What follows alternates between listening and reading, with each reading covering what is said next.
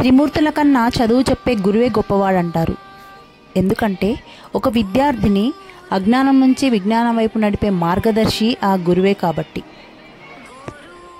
బుద్ధులు నేర్పుతాడు, బుద్ధిమంతుణ్ణి చేస్తాడు. విద్యార్థి విజయాలనే తన గురుదక్షిణగా భావిస్తాడు. అలాంటి గురువులను మన జీవితంలో కలిగి ఉండటం మన అదృష్టంగా భావించాలి. హాయ్ అండి అందరికీ, welcome back to middle class vlogs. ఈరోజు సెప్టెంబర్ 5 అండి. ప్రత్యేకత ఏంటో అందరికీ తెలుసు కదా. గత కొన్ని ఏళ్లుగా మనం జరుపుకుంటూనే ఉన్నాం గురు పూజ దినోత్సవం, ఉపాధ్యాయ దినోత్సవం అనే పేరుతో. ఇది మన దేశపు మాజీ రాష్ట్రపతి మరియు తాత్వికుడు అయిన డాక్టర్ సర్వేపల్లి రాధాకృష్ణన్ గారి జన్మదినం. ఆయన ఒక మంచి గురువు సమాజాన్ని మారుస్తాడు అని నమ్మారు. ఆయన జ్ఞాపకార్థం ఈరోజు మన గురువులను స్మరించుకుంటాం. నేటి సమాజంలో సాంకేతికత, సమాచారం మరియు స్వతంత్ర అభిప్రాయాలు విస్తృతంగా పెరిగినప్పటికీ గురువు యొక్క పాత్ర అసాధారణంగా ముఖ్యమైనదిగా ఉంది. నేటి విద్యార్థులకు గురువు యొక్క విలువను తెలియజేయాల్సిన అవసరం ఎంతైనా ఉంది.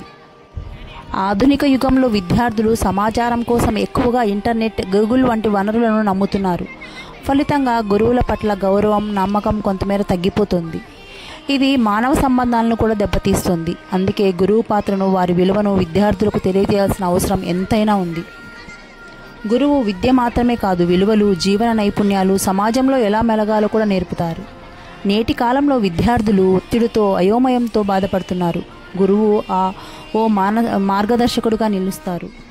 గురుర్ బ్రహ్మ గురుర్ విష్ణు గురుర్దేవో మహేశ్వర, గురు సాక్షాత్ పరబ్రహ్మ తస్మై శ్రీ గురవే నమః. అంటే ఈ శ్లోకం యొక్క అర్థం ఏంటి? గురువు ఆ త్రిమూర్తులతో, బ్రహ్మ విష్ణు మహేశ్వరులతో సమానుడు అని అర్థం. గురువును గౌరవించడం అంటే ఏంటి? గురువును గౌరవించడం అంటే వారి మాటలను శ్రద్ధగా వినడం, వారు చెప్పిన విషయాలు ఆచరణలో పెట్టడం, వారి కోసం సమయం కేటాయించడం, ధ్యాసతో పాఠాలు నేర్చుకోవటం, వారి పట్ల విధేయత కలిగి ఉండడం. ఒక మంచి గురువు వల్లే విద్యార్థి మంచి వ్యక్తిగా మారతాడు. గురువు ఆశీర్వాదం ఉంటే విద్య, విజయం, జీవిత సాఫల్యం అన్నీ లభిస్తాయి.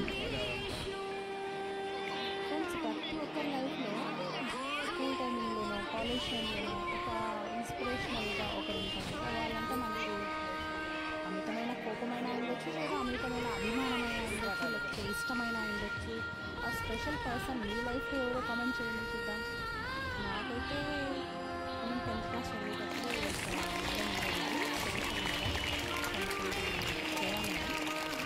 నిజామాబాద్ డిస్ట్రిక్ట్లో చదువుకున్నాను, బుచ్చిపల్లి గవర్నమెంట్ స్కూల్లో. సో అన్నమాట పిల్లలందరికీ ఆ ఏజ్లో ఎలా ఉండాలి, ఎలాంటి ప్రాబ్లమ్స్ వస్తూ ఉంటాయి, దాన్ని ఎలా సాల్వ్ చేసుకోవాలి, లైఫ్లో ఎలా బెటర్ అవ్వాలి, సమస్యలు రాకుండా ఉండాలి, వచ్చినా కూడా వాటిని ఎలా మనం సర్వైవ్ అవ్వాలి, ఎదుర్కోవాలి, మళ్ళీ ఎట్లా మనం స్టార్ట్ చేయాలి మన లైఫ్లో, ఇలా చెప్పేవాళ్ళమాట ప్రతి నిత్యం చదువుతో పాటు. సో అది నాకు చాలా నచ్చుతూ ఉంది. మీ లైఫ్లో ఎవరున్నారో కామెంట్ చేయండి. ఇది ఫ్రెండ్స్, ఈరోజు మా పాఠశాలలో ఉపాధ్యాయులు ఆ స్కూల్లో Telugu and biology teachers sir మొత్తం సార్ ఒకసారి మొత్తం ఉపాధ్యాయులు అనుకున్నాము. మీ అందరూ ఏకగ్రీవంగా సార్ని గౌరవించుకున్నాము అన్నమాట. సార్ తర్వాత మిగతా టీచర్స్ కూడా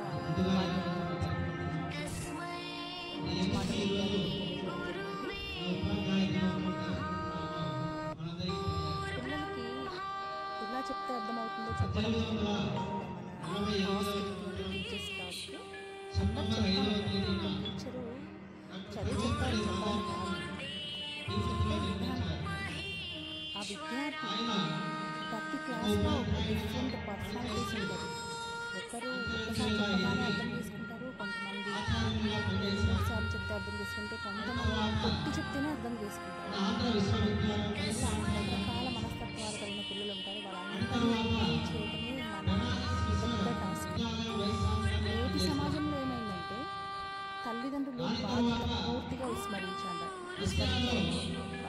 ఈ మాటలతో తల్లిదండ్రులు కోపం వస్తుందేమో నాకు తెలియదు, కానీ వచ్చినా పర్లేదు, ప్రతి చిన్న విషయంలో కూడా టీచర్దే బాధ్యత అనే రకంగా తయారయ్యారు. ఒక టీచర్గా ప్రతిరోజు నేను ఫేస్ చేస్తున్నది నాకు తెలుసు కదా, అలాగే ప్రతి ఉపాధ్యాయుడు ఫేస్ చేస్తారు. ఆ సమాజం అలా తయారైపోయింది. ప్రతిదీ పిల్లవాళ్ళని ప్యాంపర్ చేయడం చేస్తున్నారు. మళ్ళీ దాన్ని టీచర్ భయం ఉంటే వాళ్ళు ఎందుకున్నారు ప్రతి విషయానికి మేడం మా వాడు భోజనం చేయలేదు భయపెట్టండి, మరి కొట్టకండి కానీ భయపెట్టండి, కళ్ళతోనే భయపెట్టండి, మాటలతోనే భయపెట్టండి. ఈ విధంగా చేస్తే నేటి సమాజం ఏమవుతుంది మీరే ఒకసారి ఆలోచించుకోండి. ఇప్పటికీ ఎన్ని రకరకాల గురువు చేతిలో బెత్తం పోవడం వల్లనే పోలీసు వారి చేతిలో పిస్టల్ పని చేయాల్సిన పరిస్థితి వచ్చిందని మనం ఎన్నో వింటూనే ఉన్నాం. రోజువారీ సమాజంలో రోజువారీ జీవన అభిమానం ప్రతి విద్యార్థికి చులకనైపోయింది. గురువు అంటే గౌరవం లేదు, రెస్పెక్ట్ తయారయ్యారు.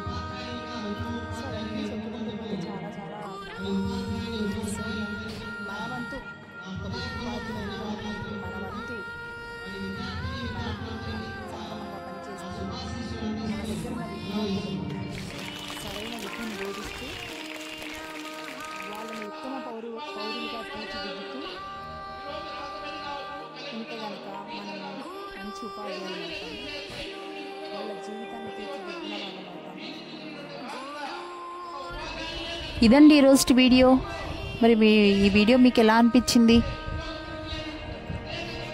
ఒకవేళ నచ్చినట్లయితే ప్లీజ్ లైక్ చేయండి, షేర్ చేయండి. కొత్తగా చూస్తున్న వాళ్ళు ఎవరైనా ఉంటే ప్లీజ్ సబ్స్క్రైబ్ చేసుకోండి. మళ్ళీ ఒకసారి ఉపాధ్యాయులందరికీ గురువులందరికీ ఉపాధ్యాయ దినోత్సవ శుభాకాంక్షలండి. Thank you for watching this video.